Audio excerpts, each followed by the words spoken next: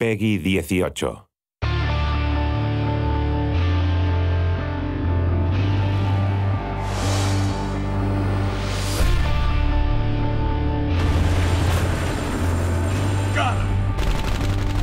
Spec Ops: The Line is a third-person military-themed shooter with a focus on a dark and mature narrative, which follows a squad of Delta Force operators into Dubai on a rescue mission. The setting of Dubai really influences the style of combat in Spec Ops: The Line. The unique architecture that's there does some really interesting things with our combat space. We draw a lot of inspiration of the way things were built there, like the scale is just really over the top. And as an art team, we use that to translate it into our game environment. So all the spacing is bigger, everything is a little bit more grand and spectacular. The city's been covered with millions of tons of sand.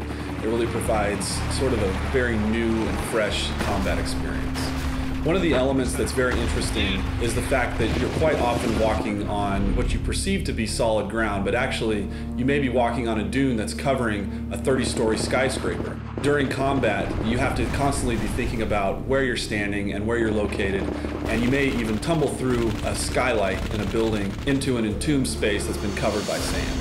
Throughout the game, the player encounters opportunities to leverage the power of the sand to help him basically to kill enemies or open new pathways. You basically see sand piled up behind a window, and you shoot the window and sand comes pouring out. So there's a number of locations in the game where out of the narrative grew an opportunity for us to let the player make a choice. This is a test. Yes, it is. The civilian on the right stole water. A capital offense. The soldier on the left was sent to apprehend him, which he did, killing the man's family in the process. So these are not binary choose A to do the good thing or choose B to do the bad thing types of choices that are presented to the player. When you make a decision in the game, what we wanted to achieve is that you sit there and you really question your own moral and you question your own values. Wow. What happens in Dubai stays in Dubai. After a battle in Spec Ops: The Line, there's rarely a situation where all of the enemies are dead.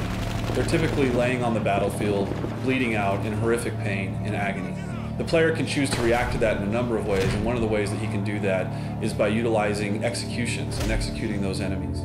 Since Spec Ops: The Line is a realistic shooter and you're up against humans with guns, it was always very important for us to make sure that there is enough variety in gunplay and in enemy behavior. So we created all those different enemy types to make sure that there's always enough variety and fun to fight those guys. It was too close, Walker! Take this guy out!